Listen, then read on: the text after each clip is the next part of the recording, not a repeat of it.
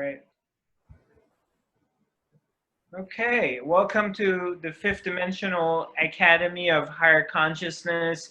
Today is May 11th. I'm broadcasting from Los Angeles, California. So I'm back home. It feels nice and a little bit weird being back. It's interesting. You're just going through all these different realities. I mean, you sit in this tube and it's like a toothpaste tube. They call it airplane. And it appears that it takes off and it flies in the air and it lands somewhere else. And then, you're kind of sitting there. You can't get out of this tube. You can't go outside for a coffee break or smoke a cigarette or do whatever. So you have to stay inside, and most of the time you're sitting. So, and then 10 hours after, you get out of the tube and you find yourself in a different reality. You're in a different world. People look different, everything looks different, the temperature is different, they dress differently. Especially, for example, if you go from, I don't know, from Sweden, if you go to Bali or go to Thailand, places like that, all of a sudden there's a big reality change.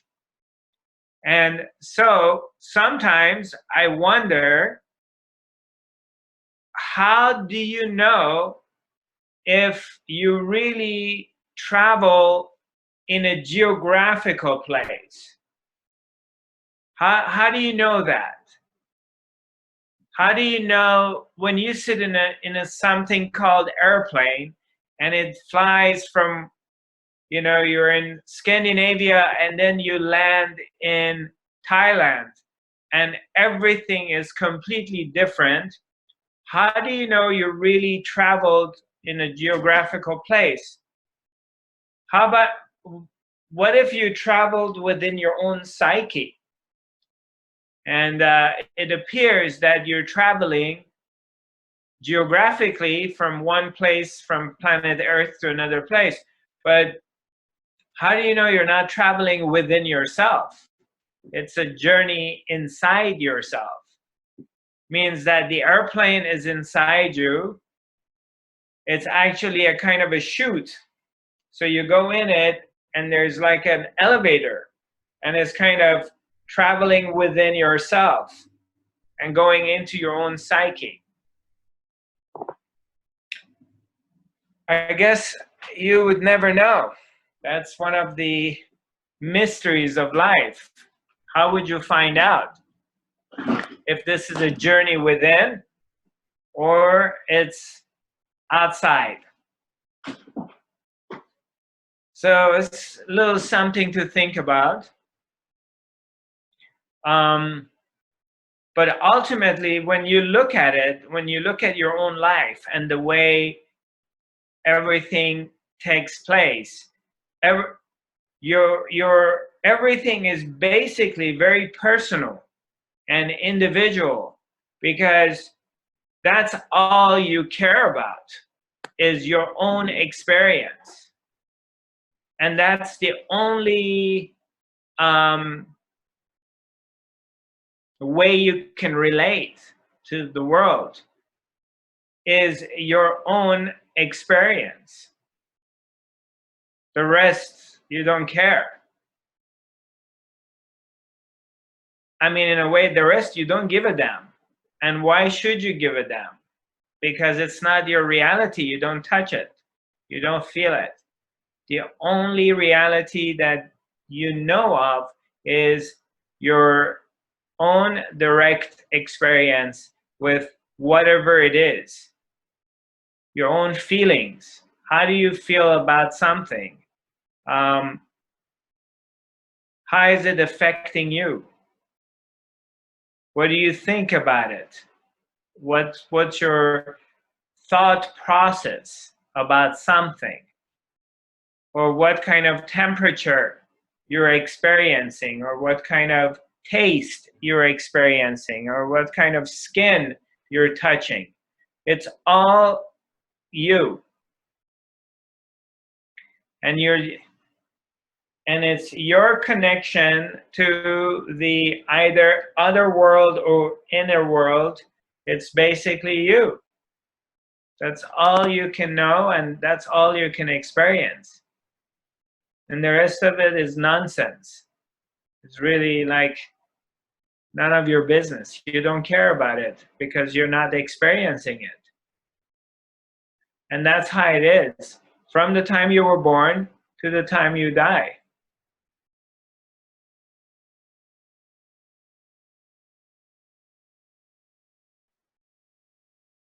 It's a very unique individual connection with whatever is in your surrounding and whatever is your reality. Basically, it's you. And that's all you care about. So it brings this for me to look at and think about, that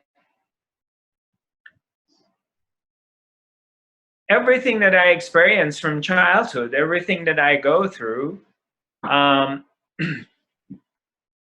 there's stuff that I can share with somebody else and other people that maybe they have had the similar experience. But I don't know. How do I know if their experience is exactly the way I experience something? You may be talking about chocolate or pizza or movie, or something has happened, and or a dramatic event, whatever that is, something really dramatic, that you talk about it with someone else, or you both got to watch this event. Let's say a motorcycle, a guy on a motorcycle is driving and he gets in an accident and he flips and he gets killed, or he falls off the motorcycle, and you're in the car with your friend, and both of you get to observe this incident, and you both feel like, oh, this was a horrible thing happened, and you're very shocked by it. But how do you know that the person next to you is exactly feeling the way you feel? You don't know. I mean, they may say how they feel, but you never know what exactly they feel. You only are aware of whatever is happening in this mechanism. And this mechanism's experience is its vision, what it's seeing, what it's hearing, what it's sensing at every given moment. It's very, very unique to only this person. And that's all it is.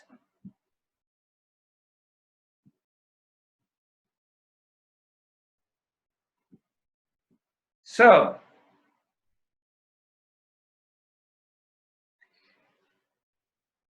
I don't know how I ended up talking about that, but how about if we do a simple meditation, and then we go on from there. And for those of you who are here with me for the first time, we have everyone muted because devices make funny noises. So if you have any questions, you can write your question on the chat box, and then I'll answer it. Okay, so why don't we just take a moment, close your eyes, and bring your attention on your third eye, or your heart, your chest area, whatever that works for you. And you just breathe normally without trying. You breathe in and out in your third eye.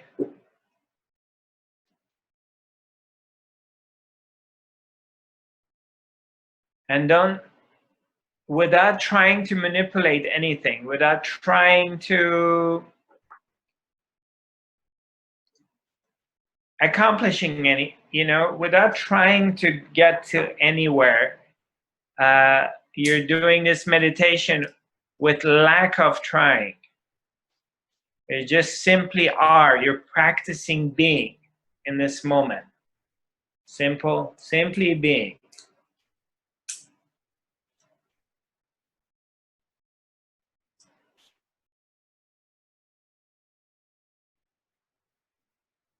Breathe in and out.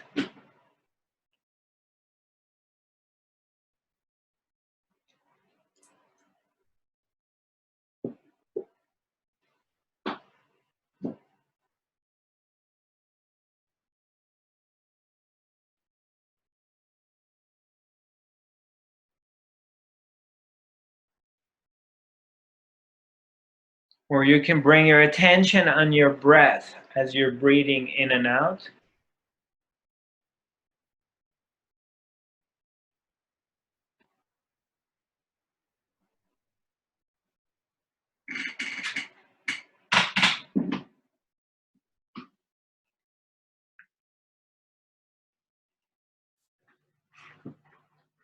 As you're all meditating, I'll be right back.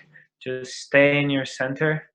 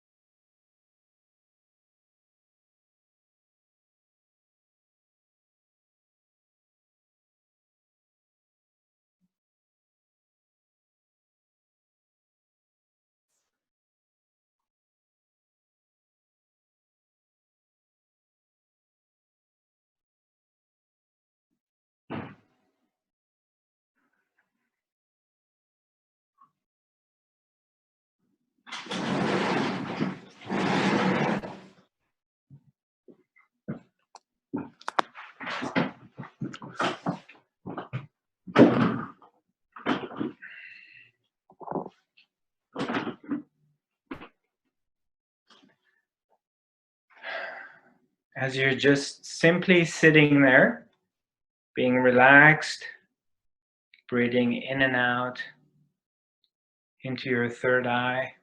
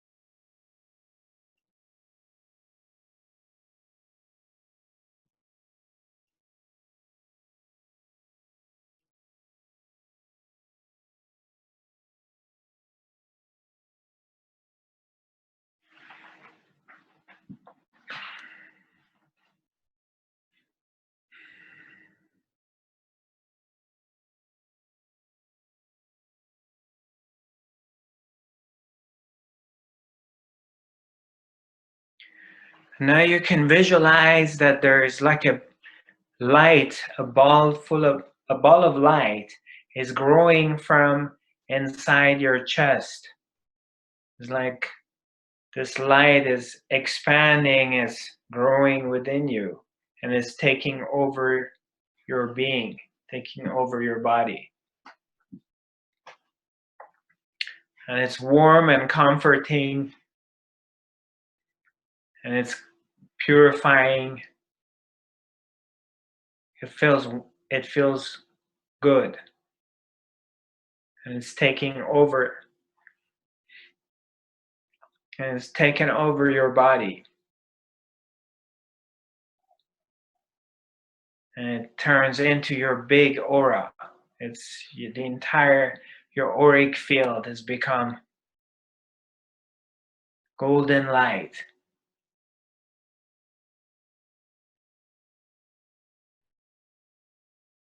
You feel protected, taken care of.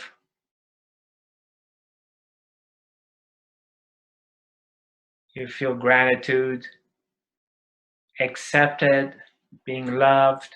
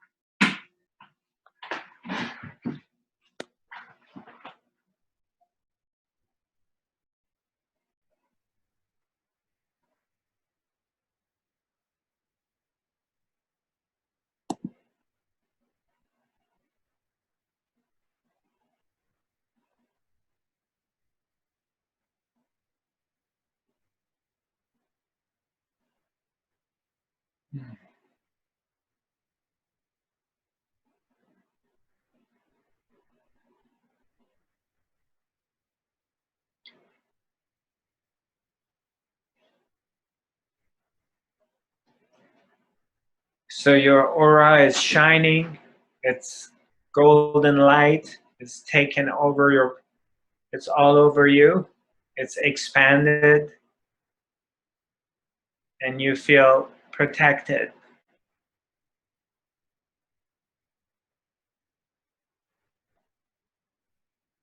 Now, you can even feel it if you want. You can bring your hands together like this. And imagine that you have a sponge ball in your hands and you're pressing. As you're pressing against it, see if you feel any resistance. Bringing your hands together.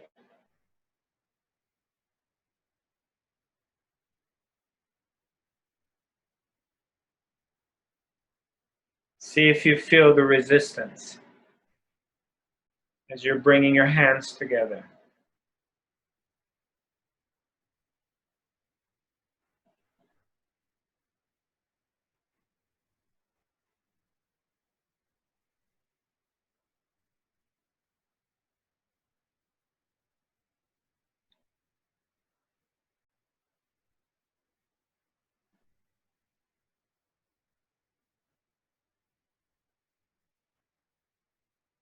Okay. Slowly, slowly you can come back. Is there anyone who can feel it? Do you? Yeah? Now, you can bring your hand here and feel your auric field. Just bring your hands around yourself and kind of press as you're bringing your hands. pressing against your head, you can feel resistance that you can touch, feel and touch your auric field.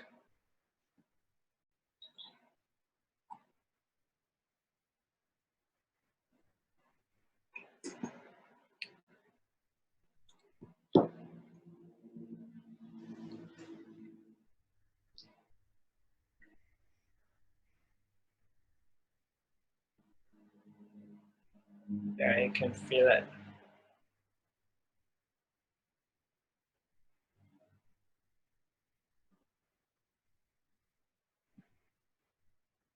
All right.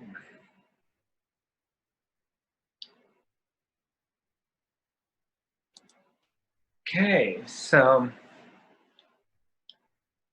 anybody has any questions?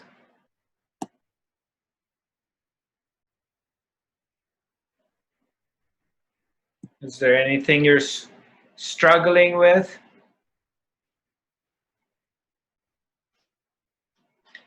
And if you have a hard time writing something in the chat box, you can raise your hand. I can see you.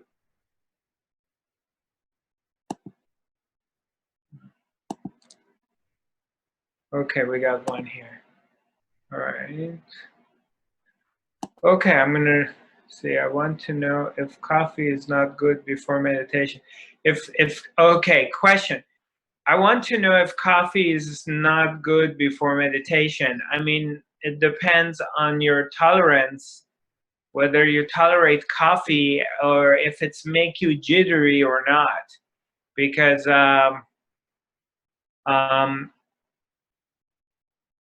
it works okay for me because I guess I'm used to it by now. I'm a bit of a coffee addict in the mornings, that I need my cup of coffee and then I can still meditate. But you know, it depends on the person. If it's making you jittery and you can't relax, then I would say no. Okay? Yeah.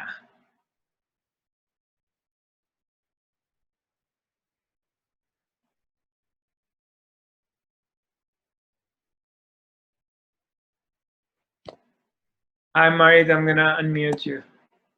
Hi, Marit. Okay, I can't hear you. I don't know what happened. Is your speaker on?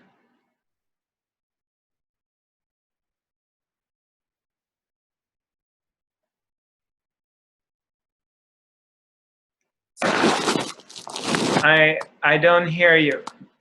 Shishi, is there, am I doing something wrong? No, she's unmuted on our end, but maybe you can type your question, Marit, in the chat, because we can't hear you. Yeah, we can't hear you, Marit.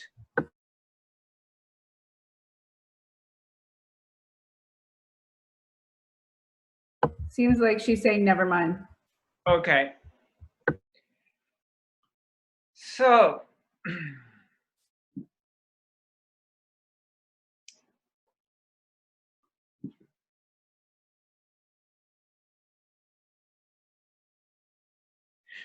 as I've mentioned before, oh, go ahead. Hi, Sophia. Hi, how are you? Good, So, thanks.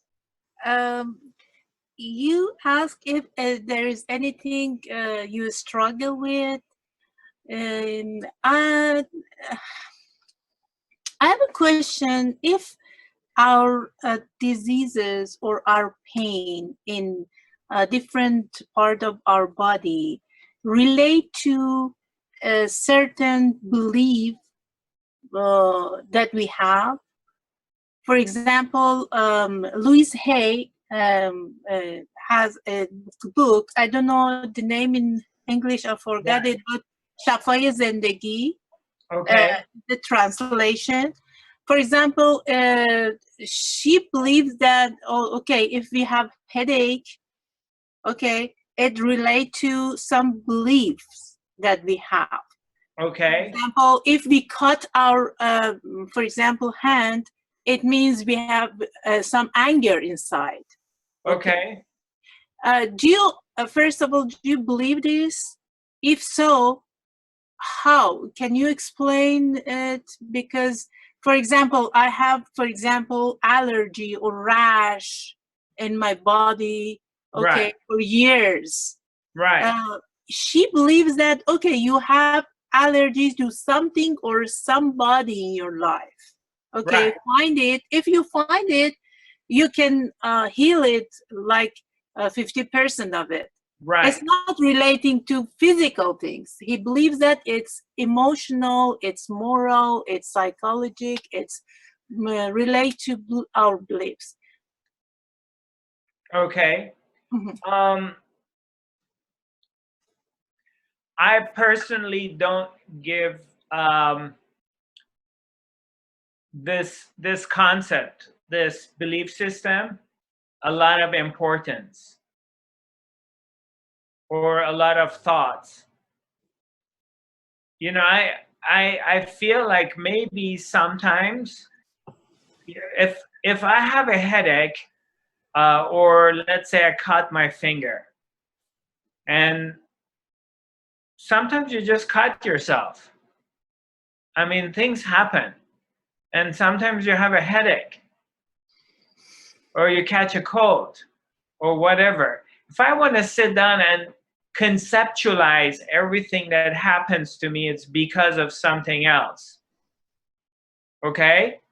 Then it's very mindy. I mean, this is totally the opposite of what I teach.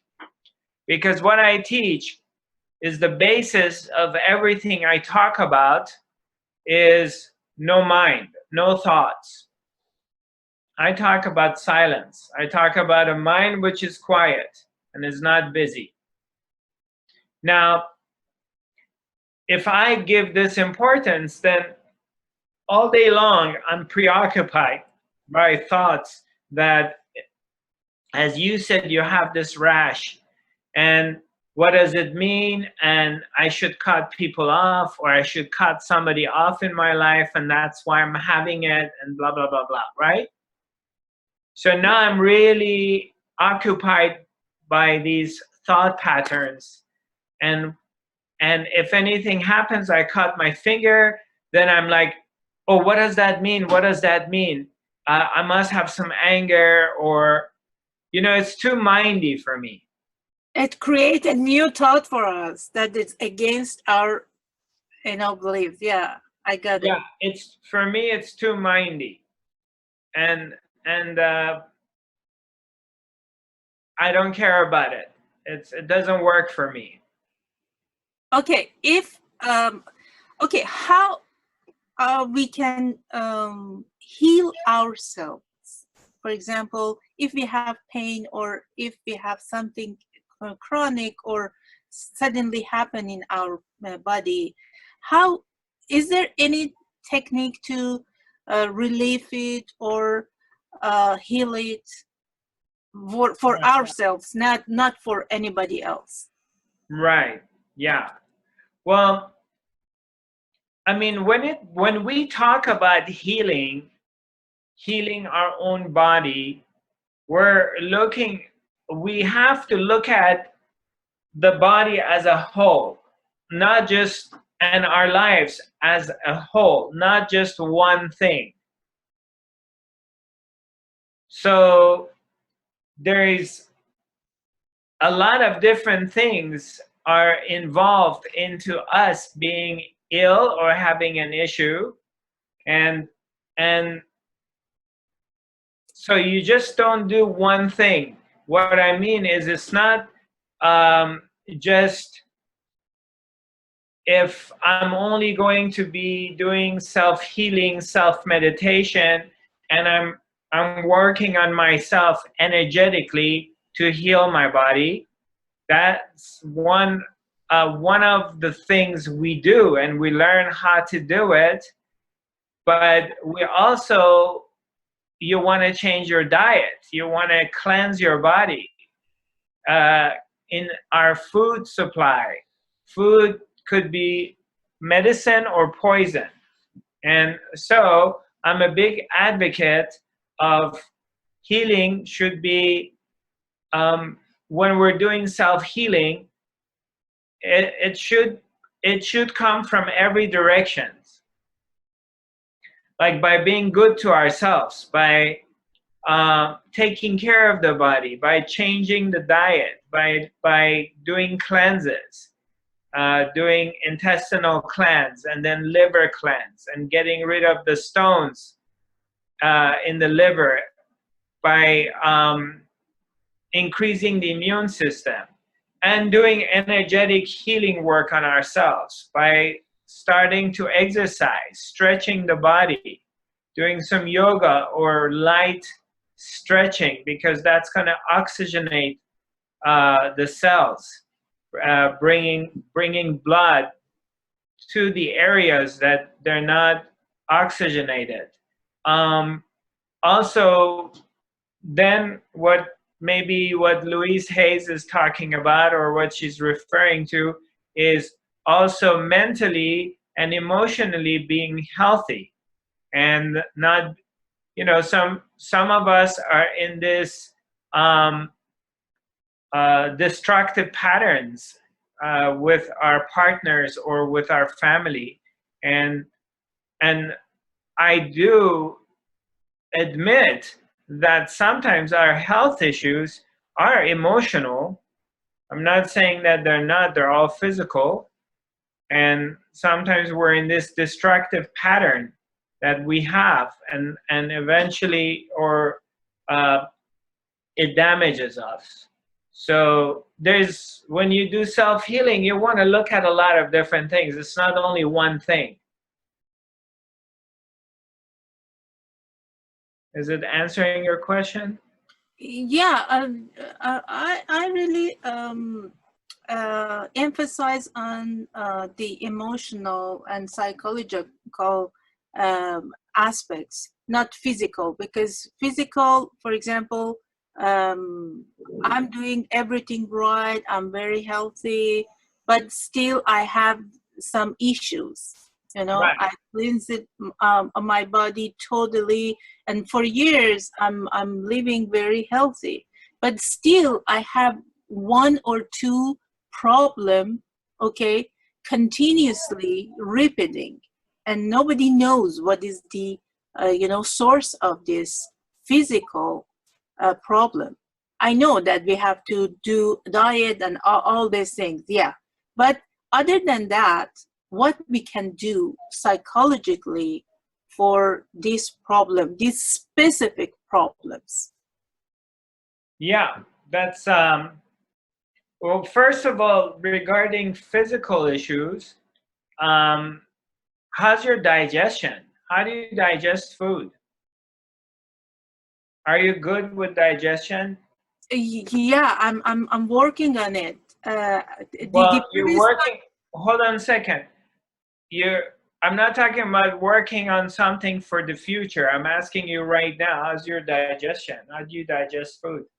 You're good? You don't have any digestion problems? 90%, yes, improved, yeah.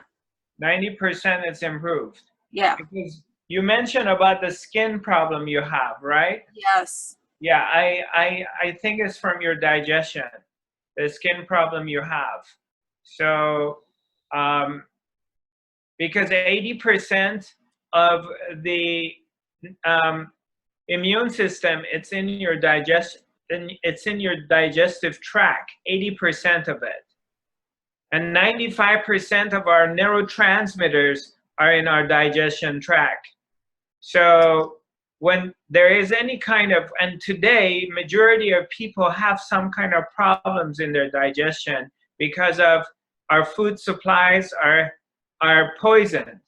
So, and heavy gluten diet that we're having.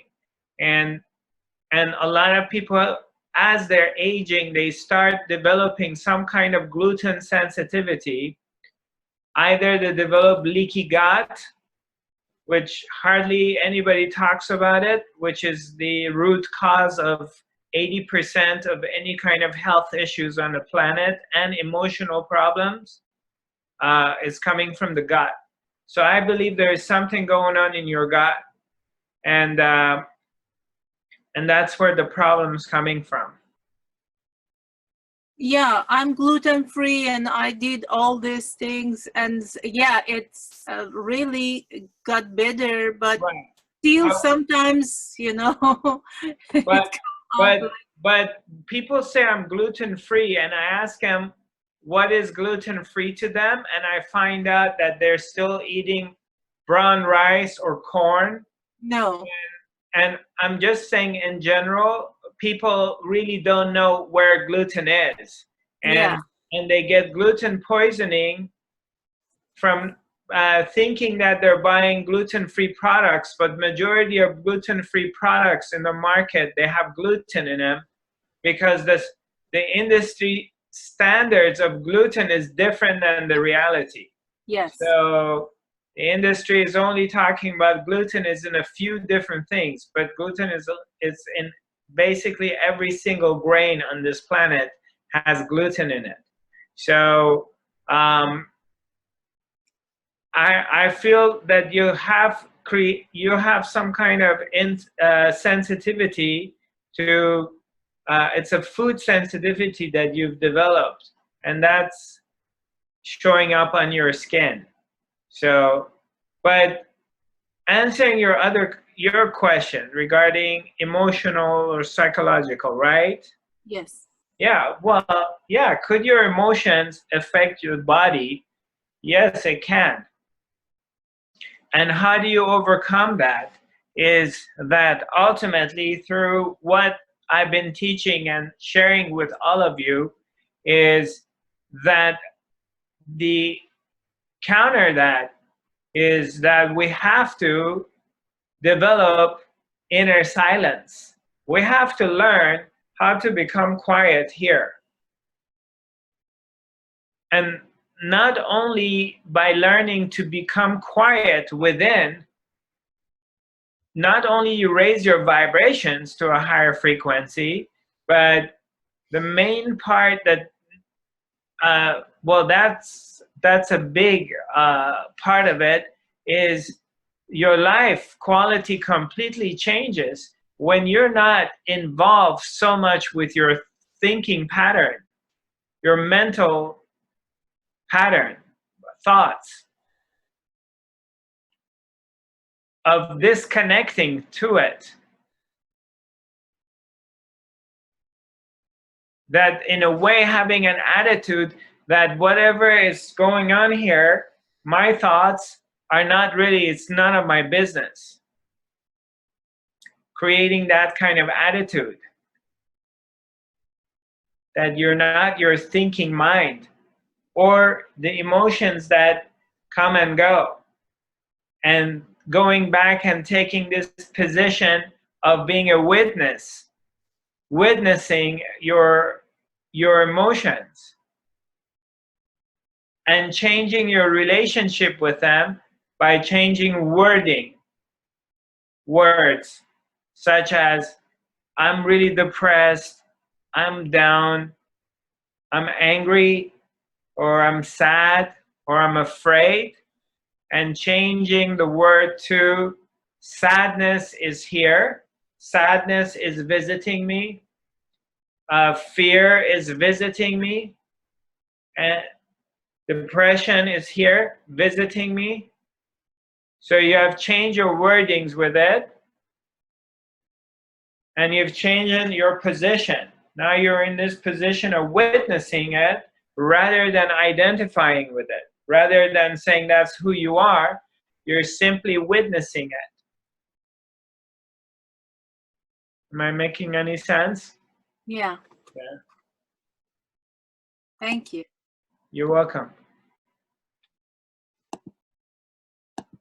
Hi, Reza. Hi, Zarathustra. Can I comment something about the question that Sophia just asked? I read the book that she mentioned and a few other books in this area from Louise Hay and other authors. To my understanding, when someone has any major health issue, the illness is developed in the astral body or the auric field before the person even know about it. And I think that in general, you sometimes ago you mentioned that when people are faced with some emotional or mental or some kind of psychological trauma in the past, and they live with that, this information about the stress or trauma are captured at the cellular level. So eventually, when people think about something or believe in something, and those create stress, those eventually affects on the physical body. And uh, I think that the solution, one of the best solution, is really going through the fifth dimensional quantum healing. After I attended for, level 1 and level 2, uh, I realized that when it raises the vibration of the person to the fifth level, so the healing can take place automatically, regardless of what kind of problem you have. So as you have mentioned many times, the healer is not really the one who heals the patient. In fact, the patient is the one who heals himself, and his healer is just a medium or a channel Right. between the supreme healer, God or whatever, and the patient. And by the way, a few years ago, when I went to see the John of God, I met a healer, and he was mentioning that since the healer acts as a channel, he also gets the benefit of raising the vibration for himself. So he believed that by practicing uh, a meditation, or in our case, fifth dimensional quantum healing, some health issues that could be developed in the future would eventually disappear before even they show up at the physical level now. What, for who? For the healer, or? For the healer, yes. Yeah, it could. It definitely could. It's definitely it does happen, but if you know, there's none of what we talk about is 100% written in the stone, and none of it is exactly it's going to be like this or that every single time for everybody. So they're all within the realm of existence, and they're all possibilities that they could happen, but it's not 100% is going to be this way or that way every single time. Well, in a spiritual way, we cannot say anything's 100%. It No. depends on what we perceive. Exactly. So, yeah, that's right.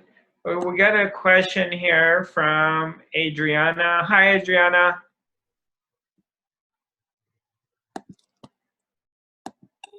How are you? Nice to see you. Fine, thank you. Nice to see you too. Yeah. So you have a question? Yes. Yeah, I have a question about how you rise up our vibration when we feel bad. Is it any quick method? Because meditation, we can meditate some places, so maybe something different what we can do quick. Right. Well, you were at a healing training program in Warsaw, so raising the vibrations to a higher frequency is basically going beyond the thinking mind, is going from the mind to no mind. So if you have no thoughts, the more your mind becomes quiet, you're here, you're sitting or standing up or whatever, and there's no thoughts going on, it's quiet.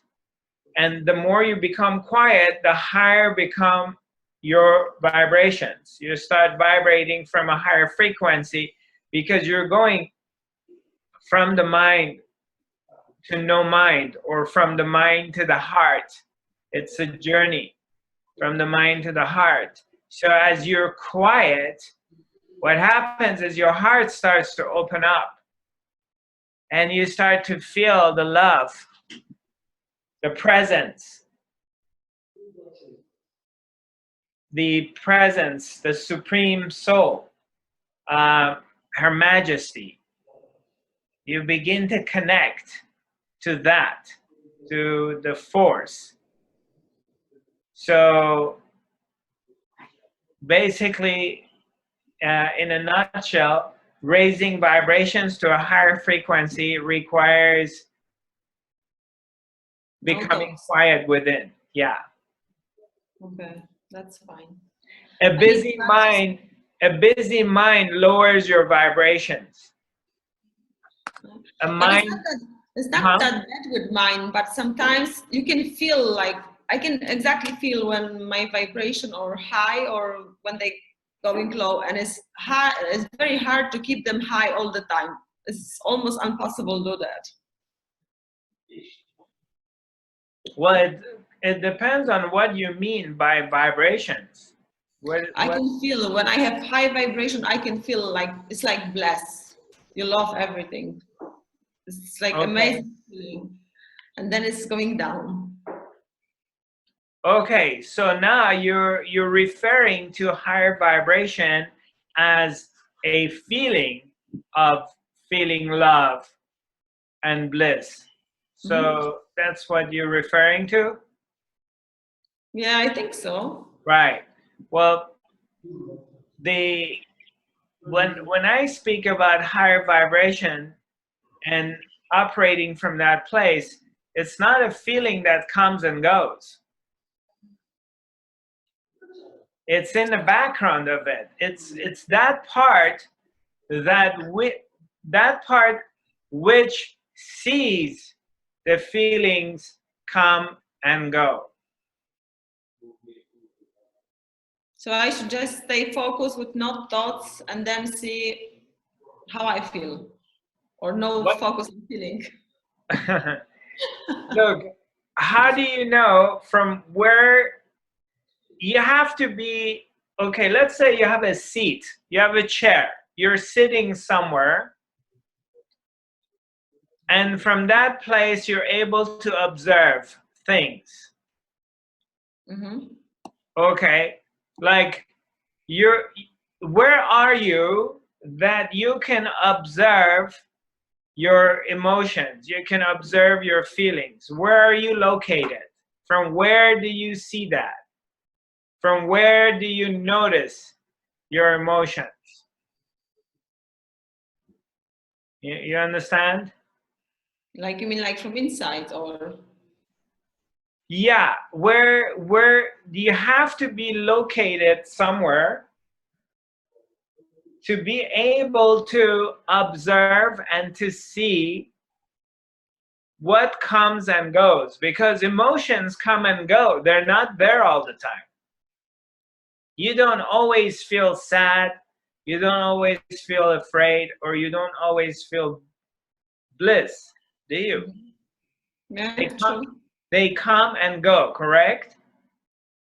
Okay. Okay, so to whom do they come and go? Who notices them? Just only me. Right. So where is this me? Where is me located? Where is its seat? That's a hard question. Right.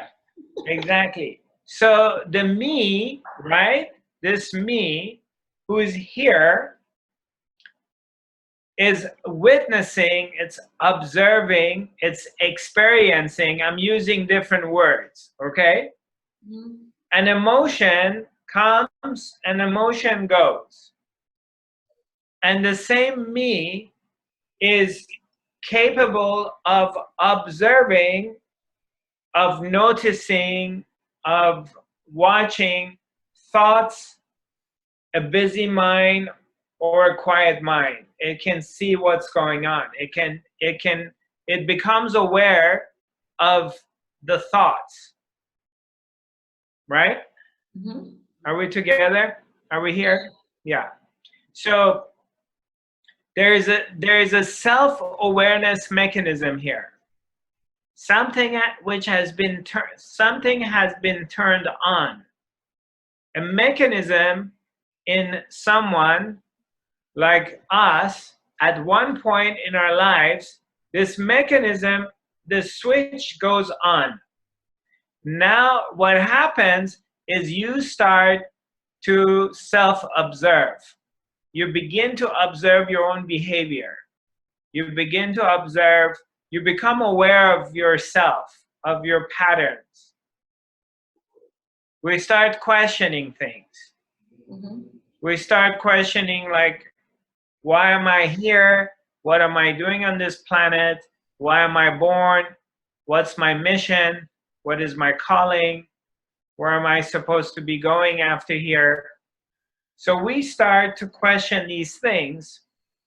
And as we go closer, we learn about, you know, like Vipassana meditation, you learn to observe your thoughts. Like there's a school, they call it mindfulness, which, you know, I think that's a horrible name for observing the mind, but they call it mindfulness. It means that you're observing your thoughts. Yeah, have you all heard of mindfulness? Yeah. So something happens and the person goes into self-awareness place and begin to observe its own thoughts and begin to observe its emotions. So now you're aware of your mind is busy and now you're working on it to make it quiet. And then you're also aware of all these passing emotions, and normally we want to manipulate them and we want to feel good. Naturally, we're all going to use whatever tools we got in the box to make ourselves feel good, because this is what we've been doing all of our lives. So, but where is this person that is able to observe the thoughts passing by? And where is this person that is able to observe this up and downs of the emotions? And then measuring the high emotion, it gets measured to something. And then when we're in a lower place, it gets measured again to one place. And then we can say, well, I feel really great and I feel really bad. Because when I feel really great in comparison to what? Or I feel shitty, I feel really horrible, but feeling horrible in comparison to what? What does it get compared to? How do I know that I feel horrible? In comparison to what? What do I measure it against? There must be something inside us that doesn't change. There's that change gets compared to this place, and then change gets noticed. There has to be a still point, a stillness. That means the me, which is aware of the ups and downs, the real me does not have any ups and downs. The real me is always still.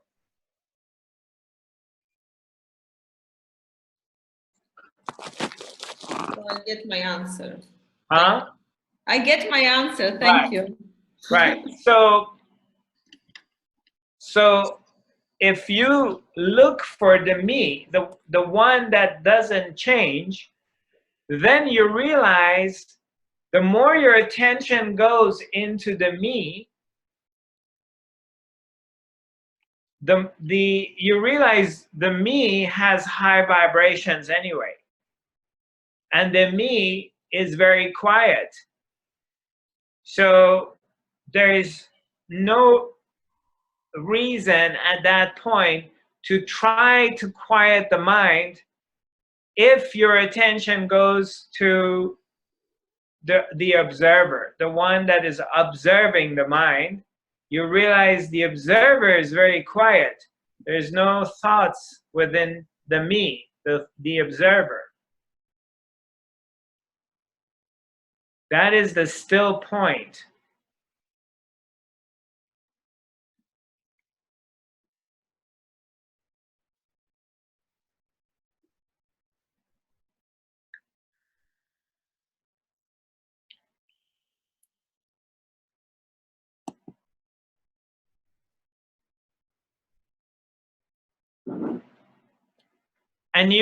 And we all have been doing this all of our lives. We're just not trained, and we haven't been told about this. So naturally,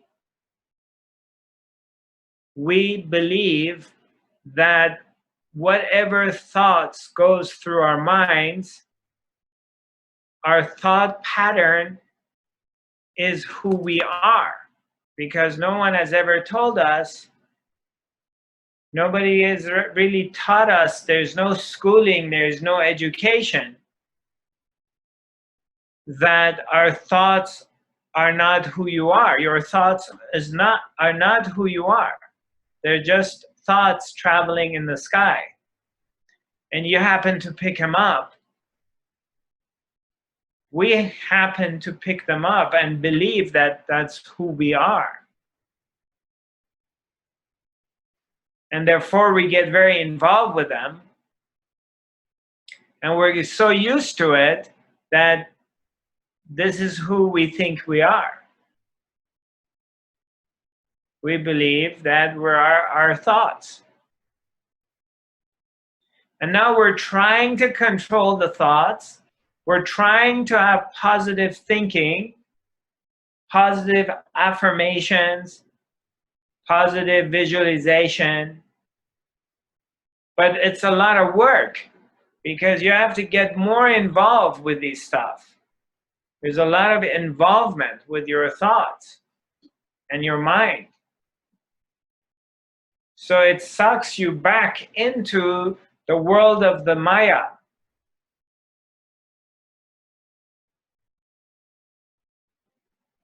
Going back into the world of thoughts. Did I tell you about this? I don't know if I ever said this story of this guru. Correct me if I've said it, if I explain this. This is back in the day, you know. It's like, let's say, a few hundred years ago in India or ancient Persia or whatever. And there's the master and the disciple, and one of the disciple is asking the master about the nature of life and the Maya and the illusion, and goes to the master and asks the master, "Master, teach me about Maya." Maya is in Sanskrit, it means illusion. Tell me. And the master says, "Well, it will come, you know, just take your time, do your thing, and at the right time I'm going to teach you." So there's one day that they're traveling and they're by a river, and they get off their horses or donkeys or whatever, and the master is sitting under a tree, leaning against the trunk of the tree, and is just relaxing and cooling himself off, and it's right by a river. And the master hands out a jar to his disciple, and he says, "Go fetch me some water and bring me some drinking water." So the boy, the disciple, goes by the river and is about to put the container into the river and to pick up some water, and he looks up and he sees this beautiful heavenly girl, this gorgeous, gorgeous girl who comes, and she's fetching some water too. And he's staring at her, and he immediately falls in love with her. And he feels like this is the woman of his life. This is the one that he's been waiting for all of his life. And he starts to talk to her, and he tells her that he feels like she's the most beautiful woman he's ever seen in his life. And he's asking her if she would marry him. So, and he starts telling her, like, he's got these degrees and and he's wealthy and he's educated, and he's promising her that I would take care of you for the rest of my life, and I'll be very loyal to you, and So the girl is staring at him and says, look, you have to, I will agree to this, but you have to, my father has to agree to it too. So you got to talk to my dad. So the guy, the boy goes to the father, and the father was like the chief of a village, and goes to the father and tells the father that I got a degree in engineering, and I got a degree in medicine, and I got a degree in blah blah blah, and I got money, and this is my family, and blah blah blah blah blah. And the father says, okay, I will agree to you marrying my daughter. It's under one condition. You have to live here. You have to live here. You marry my daughter, and then eventually I'm going to die, and then you and my daughter will take over all our lands and the village and everything, and our cows and cattle and everything. But you have to live here. So the guy agrees. So he stays there, and a few years go by. They have a son. Another 4 or 5 years go by. Now they have 3 kids, and he's very happy, and his life is wonderful, and things are going really well. Now the father dies, and the son-in-law, he becomes the chief of the village, and he takes over, and he becomes in control of the whole village. Now they had a horrible rain, very, very powerful rain and flood, and the water of the river starts to rise, and as it's rising, starts to taking over the village, and homes one after the other are going under the water, and it's destroying everything, and all the farms and everything's going under the water. So things progressively getting worse and worse. And then there's one day that this guy, he is trying to cross the river, and he's with the girl, with his wife, and his beautiful wife that he really loves, and they've got their kids, and they're trying to avoid the river, and they have to cross a part of it. And so he's holding his wife's wife with one hand, and is holding another child on the other hand, and the wife is holding on to the other child they have, and they're trying to cross this river, and then the water's coming up, and it gets so strong that fetches away one of the children. And they're in this middle of chaos and distress, and he's trying to help, and the water pulls his wife away from him too. And he's freaking out, and he's trying to catch his wife and child, and he loses the other child. So the next thing is barely is able to pull himself out of the water, and he pulls himself on the shore of the river and is looking down the river, and his kids and his wife, they're drowned and they're taken away by the water. And all of his land and everything and cattle, everything he owns, everything has gone under the water. And now he's really miserable.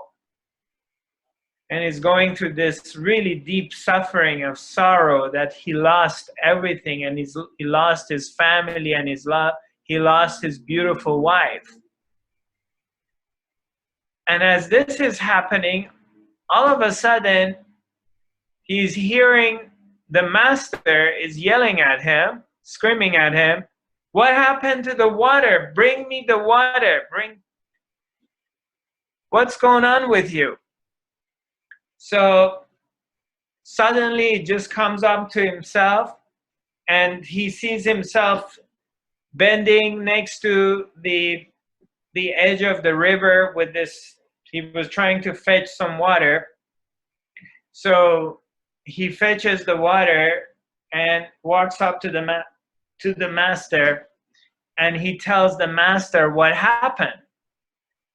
And the master says, "Look, you started to think, and through this mind process, you created time and space. So you went into the world of the thoughts, and you started to create this whole thing. So be quiet, just be silent, don't think."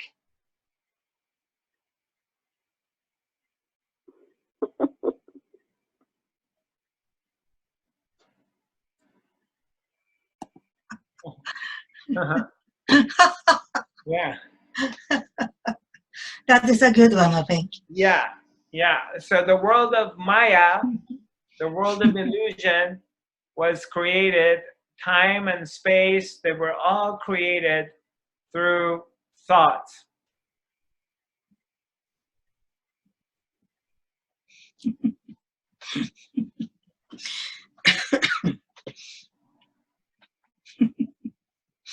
So if you want to be happy and be free, just be quiet. Don't think. Be silent. And you won't get into trouble.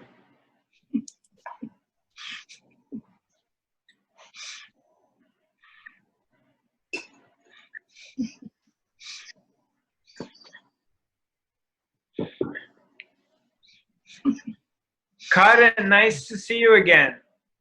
Welcome back. How are you Thank doing, you. my sister? I'm fine. Okay.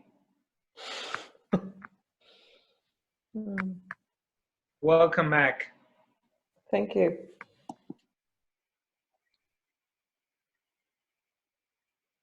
So let's see if we have any more questions here. Let me just go messages.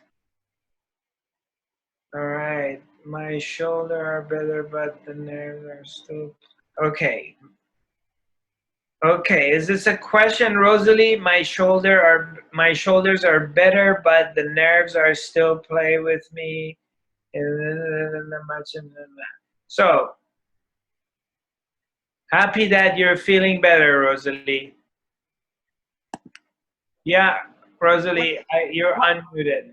Yeah, what can I do to do it better? Because I've been in the hospital and I use some needle to make it better. But I can use my arm for a while, but then it's get numb and it's get pain again. Okay. So for a while I can use it and then it stops. And you see, I have to work outside the garden, so nobody stopped me. Even the pain are working. Right. So you're doing Chinese acupuncture on it? Is that what you're doing? No, I haven't done that. I have been to the hospital where they operate my shoulder with the needles. Right. Yeah, try some acupuncture. Okay. Yeah, that's Okay. gonna try that and see if that helps you or not. Because, you know, a lot of times when you do a surgery, what happens is that it messes up with the meridians and it throws them off of balance. And it's Yeah. acupuncture is a good way of rebalancing everything, and it does a lot of wonder, miracles. Okay. Okay. Thanks a lot. So we have here Sophia, what if all life is Maya? Sophia, okay, and then Hannah, don't think this is real challenge. Hannah, where is Hannah? Sophia, I'll answer you. Hannah, okay. Hi, Hannah. Hannah, did I pronounce your name right? I unmuted you. You can talk if you like. Hannah? I can hear you. Hannah? No? I don't think she can hear me.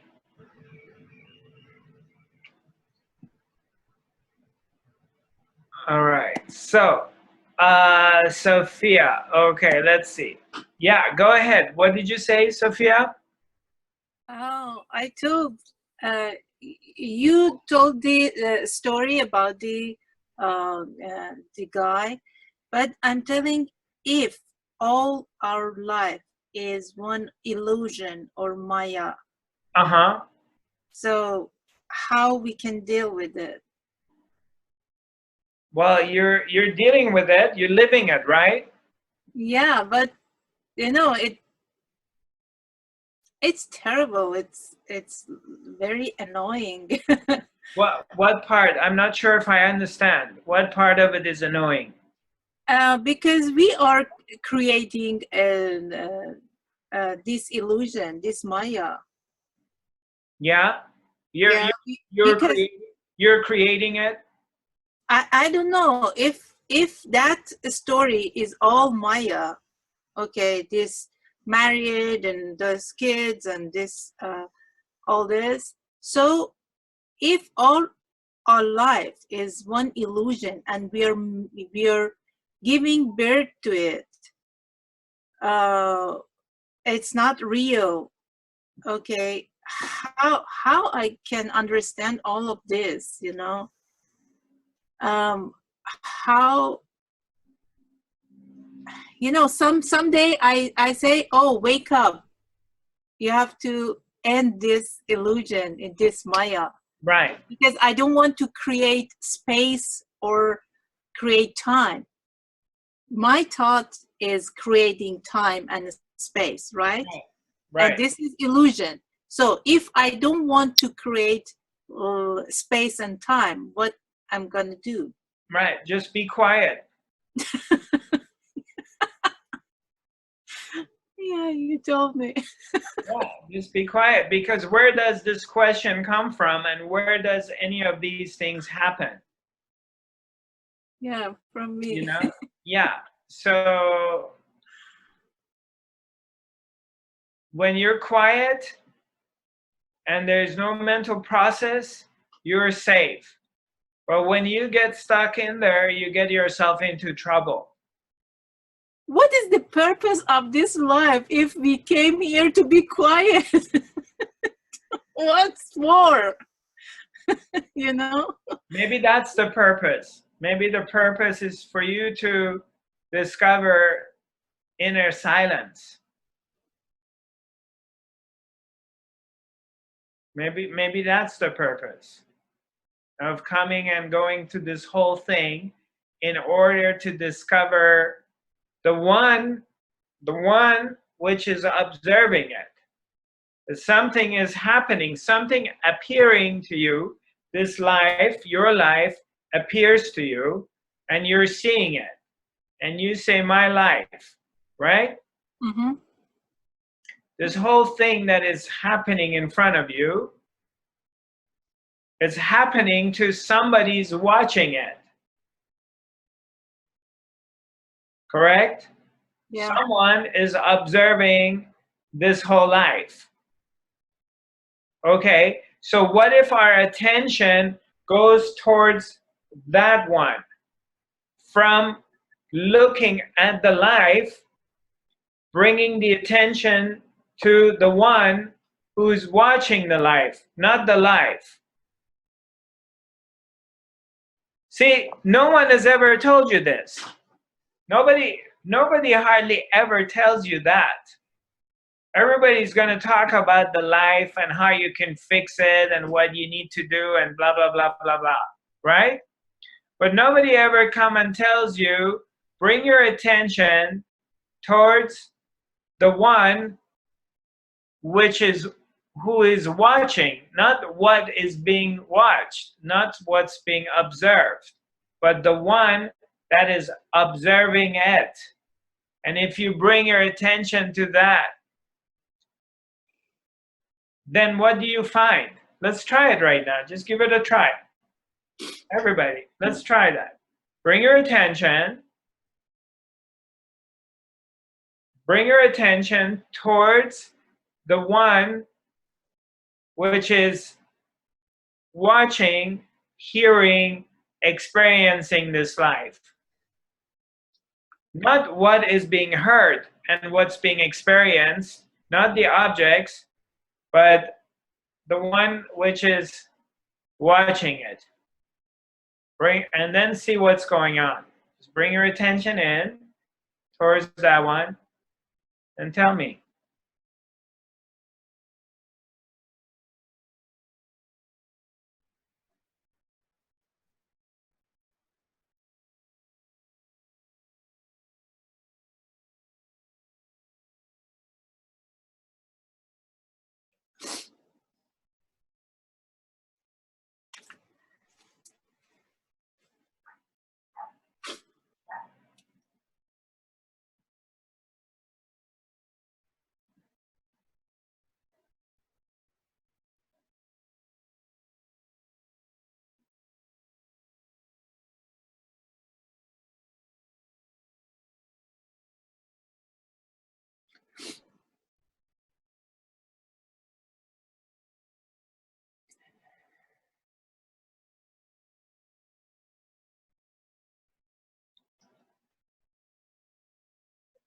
Okay, so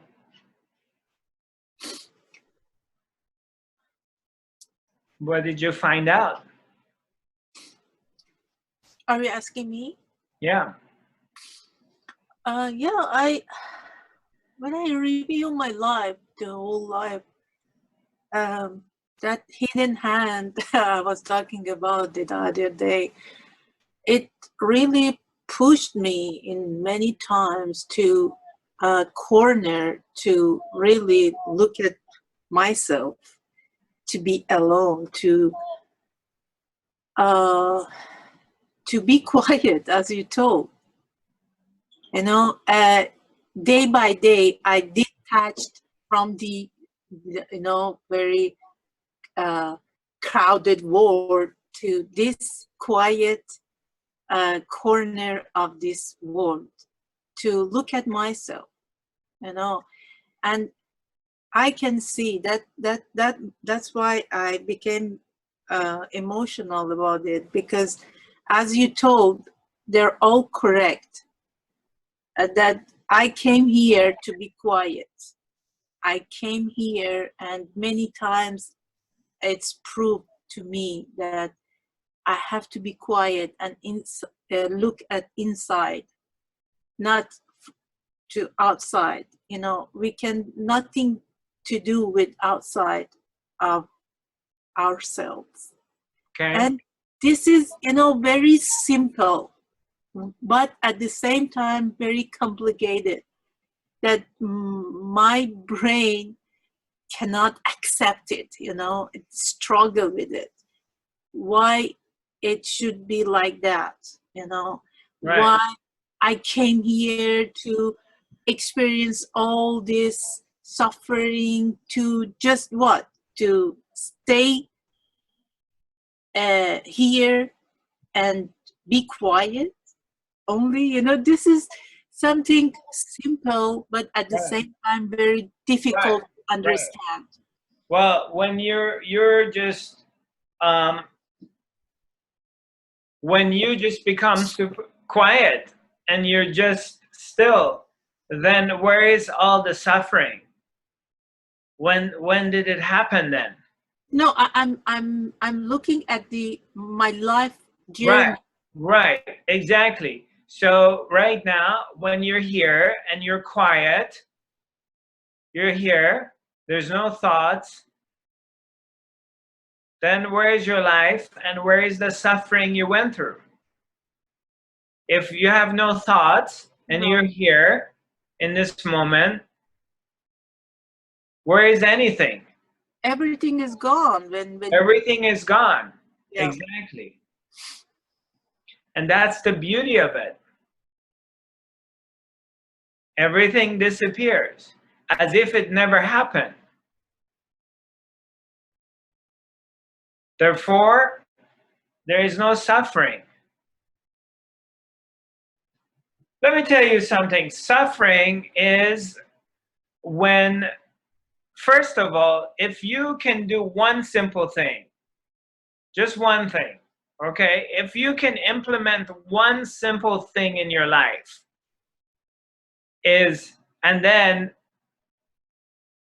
everything else we talked about is fine, but just one simple thing is regarding suffering. Suffering happens when? Suffering basically happens when we're invested in our minds, we're invested in some kind of results. We're heavily attached to the results of the outcome of whatever. There's a big attachment that things go our way. And we do whatever we can to manipulate things in our lives to go our way. We're always trying to do that. So, well, I can use an example. Let's say you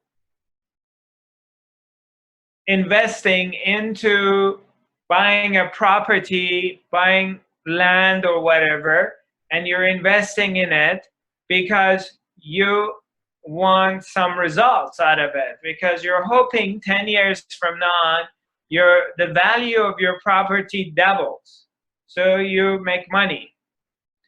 Now, 10 years go by and the property lost value, which is almost, sometimes it happens in life, not normally, but now you're heavily were invested into this property and you were expecting certain results. And now at the end, you want to sell your land or your home and you have lost money in it, or it didn't appreciate the way you wanted it. So you're really attached to the results. You wanted the results to be a certain way. And now things didn't go the way you wanted, and now you're suffering. Same thing, let's say in a love relationship. We connect with somebody, we start investing into this relationship with someone because we want something out of it, hoping that maybe I get married to somebody or I make a life with someone. So I keep investing my time, energy, whatever, my resources in a relationship because I have an expectation, because I want something to come out of it. And then the relationship goes sour. It doesn't go the way I was expecting it to go. So now I'm suffering because things didn't go the way I wanted them to go. Now, the point I'm trying to make is if in your mind you can have this attitude that if things go my way, if I get the kind of result that I want, great, I love it, it's fantastic, wow. But if things don't go my way, I'm still very okay with it.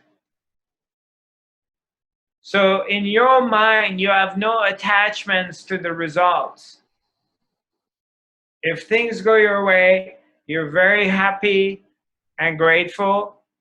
But if things don't go your way, down deep, you're surrendered to life. You know that existence knows better. There's an intelligence in life that knows better. So if things don't go my way and it goes the other direction, it's still fine. I'm still okay with it. Then in this attitude, how can you suffer?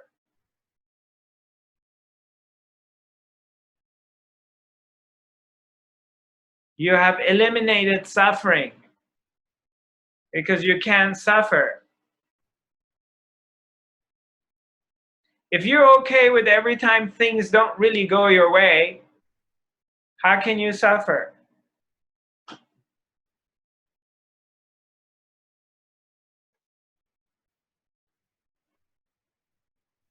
Yeah, right. So that's something, if you want all of you to practice and implement that, because I do it, I've done it, implemented this in my life, in my daily life. And a lot of things, believe me, things don't go my way. So yeah, there you may be fussing, you may be upset over it, and you're cooking over it for a short period of time, but then you just let it go. That's natural. If something doesn't go your way and you're upset, you're angry, you express it. And then you just move on. All right, my beautiful friends, it's nice to see you. It's that time, it's 11:37. So our next academy is gonna be will be this coming Tuesday, correct, Miss Shishi? Right? And it's gonna be on Tuesday. 11:30. Huh? 10 to 11:30.